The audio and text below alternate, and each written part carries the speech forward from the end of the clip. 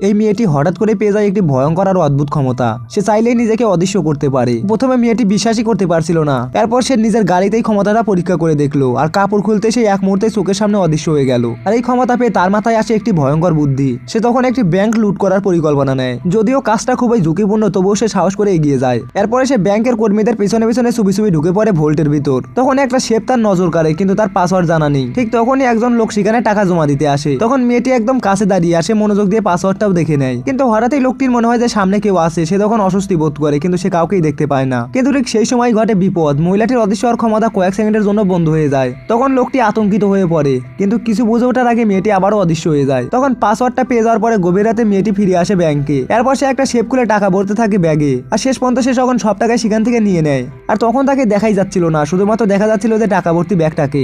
এরপর সে বের হয় একেবারে সিনেমার মতো, ব্যাংকের জানালা দিয়ে লাফ দিয়ে। আর তখন বাইরে তার জন্য গাড়ি নিয়ে অপেক্ষা করছিল তার স্বামী আর বন্ধুরা।